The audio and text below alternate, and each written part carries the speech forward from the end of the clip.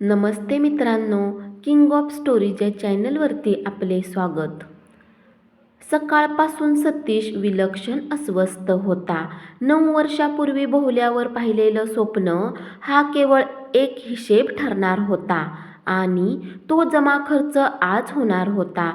जे होणार अशी भीती गेली 2 वर्षे त्याला वाटत होती आणि जे टाळण्यासाठी त्याने पराकाष्ठेचा प्रयत्न केला होता ते आज होणार होतं.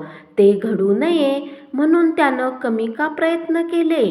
एक चूक त्याच्या हातून झाली हे खरं आहे, पण ती चूक सुधारण्याचा त्याने सर्व शक्तीनेही प्रयत्न केला नाही का? परंतु जी चूक दोघांनी मिळून सुधारायची असते ती तो एकटा कशी सुधारणार? आणि रश्मी तर कायद्याच्या भाषेशिवाय इतर भाषेत बोलायलाच तयार नव्हती.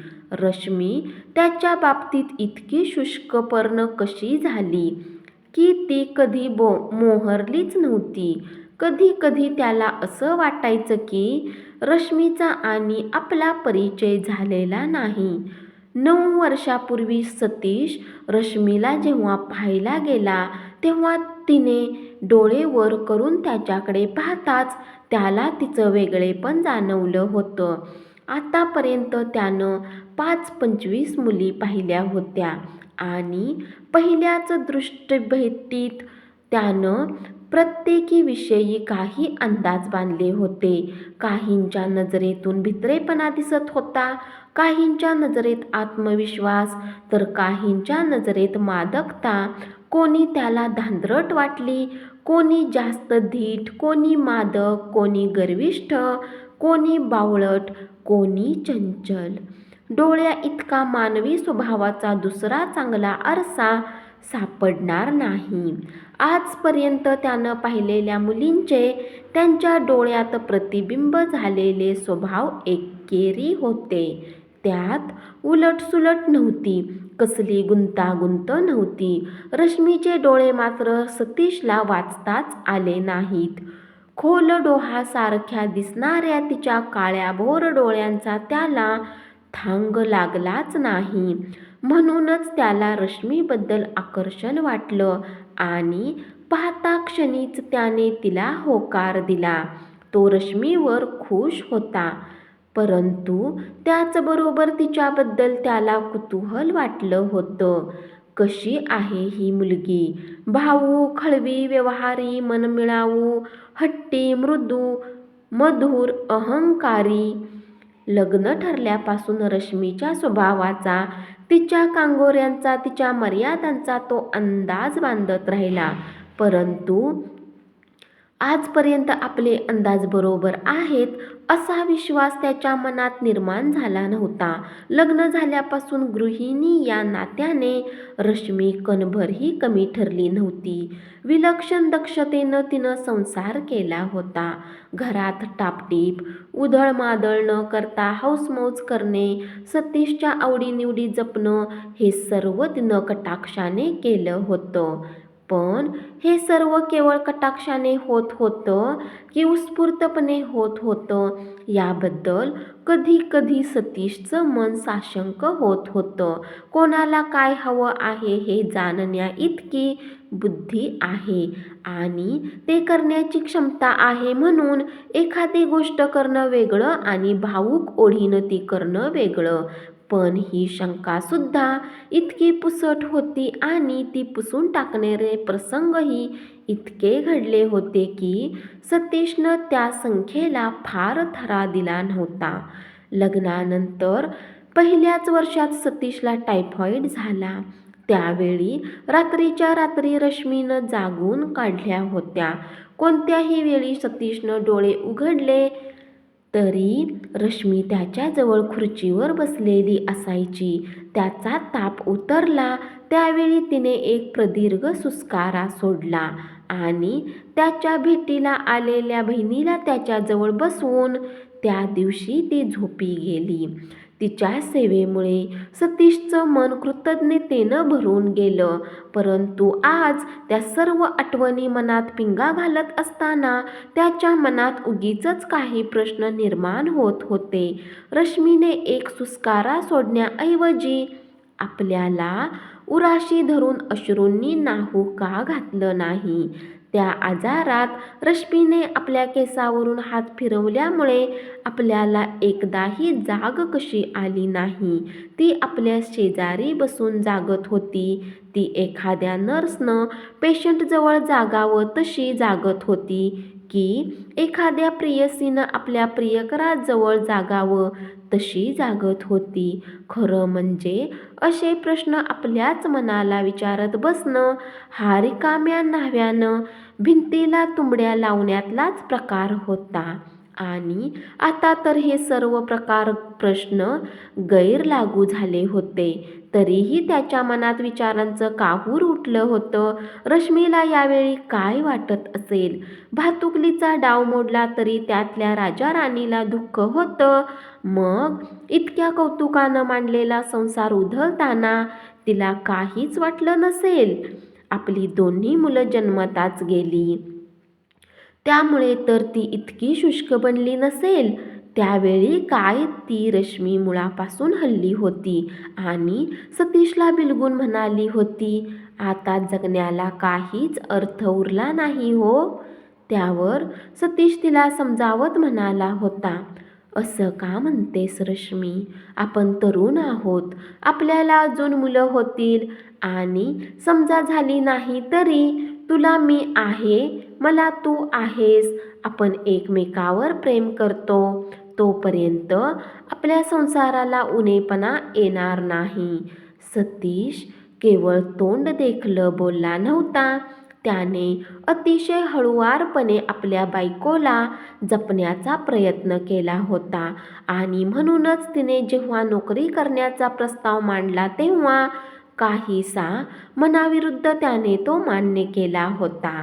खरं म्हणजे रश्मीनं नोकरी करणं त्याला पसंत नव्हतं. त्याला पुरेसा पगार होता.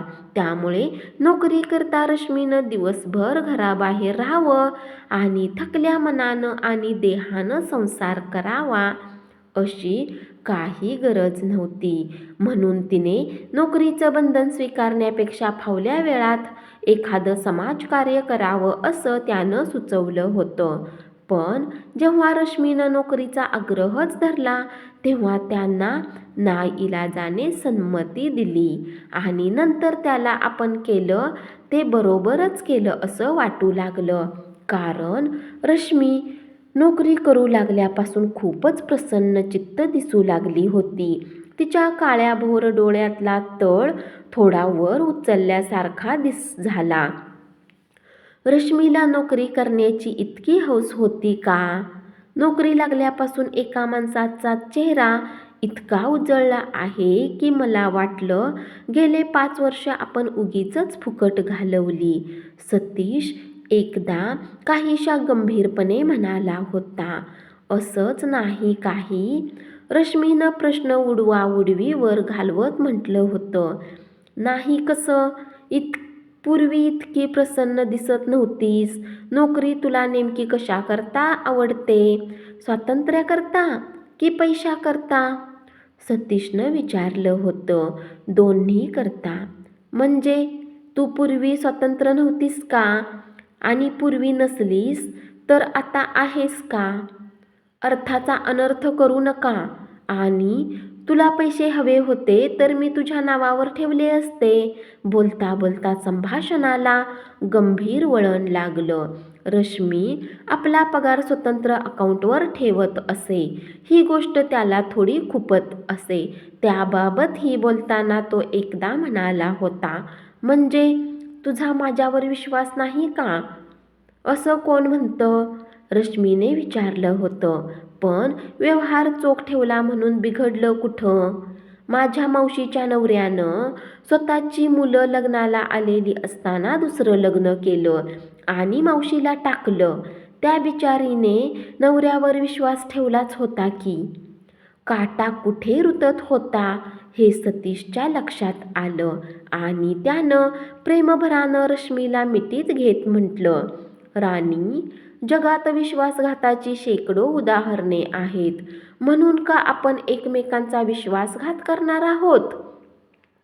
आणि समज आपल्यापैकी कोणाच्या हातून काही अपराध घडला तरी तेवढ्यासाठी आपण एकमेकांना कधीही सोडायचं नाही.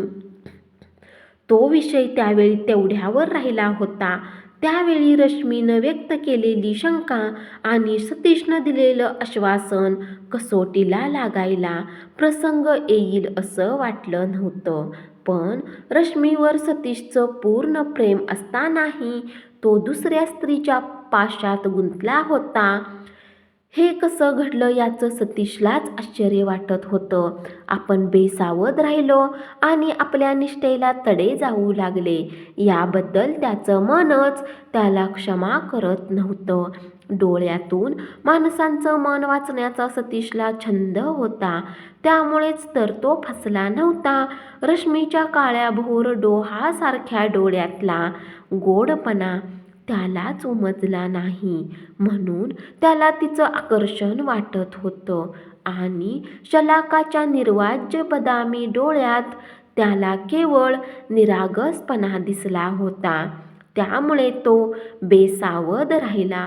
लहान मुलीसारख्या दिसणाऱ्या तरुणीत आपण गुंतून जाऊ अशी कणभरही शंका त्याला आली नाही. आणखी एक दुसरे कारण होतं. शलाका विवाहित होती. तिचं लग्न होऊन अवघे 6 महिने झाले होते. नव्यानेच ती ऑफिसमध्ये टायपिस्ट म्हणून लागली होती. एक दिवस त्याने सांगितलेली पत्र टाईप करून त्यांच्या हाती देताना तिचा तोल गेला आणि पडता पडता तिने खुर्ची धरून स्वतःला सावरलं. तिचा चेहरा निस्तेज दिसत होता. तुम्हाला बरं नाही का? त्यानं विचारलं. हां, सकाळपासून डोकं दुखतंय, शलाका मंद स्वरात म्हणाली. असं? मग रजा घ्यायची? बरं, ऑफिसची वेळ होतच आली आहे, तेव्हा आपण कुठेतरी चहा घेऊ आणि मग मी तुम्हाला घरी पोहोचवून देईन, सतीशनं कनवाळूपणाने म्हटलं. सहज केलेल्या एखाद्या कृतीतून एवढं रामायण घडेल असं त्याला वाटलं नव्हतं. चहा घेत असताना सतीशनं सहजच शलाकाची चौकशी केली. तुमचे मिस्टर काय करतात? इंजिनियर आहेत. कोणत्या कंपनीत? MSMमध्ये आहेत. मग तुम्हाला नोकरीची काही गरज नाही, हसत सतीशनं म्हटलं. स्वतःच्या पायावर उभं असलेलं बरं, शलाका म्हणाली. कोणावर काय प्रसंग येईल हे सांगता येतंय का? शलाकाचे ते उद्गार ऐकताच सतीशला रश्मीनं काढलेले उद्गार आठवले. त्या बिचारीने नवऱ्यावर विश्वास ठेवलाच होता की. सतीशला हसू फुटलं आणि तो म्हणाला, तुम्हा बायकांच्या मानगुटीला हल्ली संशय पिसाच्च बसलेले दिसतंय. माझी बायकोही असंच काहीतरी बोलत असते. अरे, नवरे बदमाश असतात काय? आपलं प्रेम दुसऱ्या मुलीवर असताना एखाद्या मुलीशी लग्न करणं ही बदमाशीच नव्हे काय? सर, शलाकानं विचारलं आणि तिचे डोळे पाण्याने डबडबले. म्हणजे? आश्चर्याने सतीशनं विचारलं. पहिल्याच रात्री ह्यांनी मला सांगितलं की मी आईवडिलांच्या इच्छेखातर तुझ्याशी लग्न केलं आहे. आपल्या इच्छेप्रमाणे वागण्याची हिंमत नाही, म्हणून दुसऱ्याचं आयुष्य अशा तऱ्हेने उद्ध्वस्त करण्यात इतका दुसरा मोठा गुन्हा आहे का? शलाकानं कळवळून विचारलं. अरे रे, त्यांनी असं करायला नको होतं आणि केलं तर सांगायला नको होतं. सांगितल्याशिवाय कसं निभणार? त्यांना मी घर सोडून जायला हवं आहे. तू घटस्फोट माग असे ते म्हणतात. त्यांच्यात बदल होणार नसेल तर तुम्ही घटस्फोट का घेत नाही? सतीशनं विचारलं. माझे आईवडील गरीब आहेत सर. माझ्या पाठीवर अजून 2 बहिणी आहेत. घटस्फोटाला अजून आपल्याला समाजात कलंक मानतात. मी घटस्फोट घेतला तर माझ्या बहिणींची लग्न अवघड होतील, शलाका करुण स्वरात म्हणाली. जमेल तेवढे दिवस काढणार, नाही तर आहेच. शलाकानं आपल्याला इतक्या सर्व गोष्टी मोकळेपणानं सांगाव्यात याचं सतीशला आश्चर्य वाटलं. पण तिच्या मनावर विलक्षण दडपण आलं होतं आणि कोणाजवळ तरी मन हलकंच करण्याची तिला नितांत गरज वाटत होती. हे त्याच्या लक्षात आलं आणि त्याचं मन तिच्याविषयीच्या सहानुभूतीने भरून गेलं. त्या दोघात एक स्नेहबंध अजाणताच निर्माण झाला. धन्यवाद.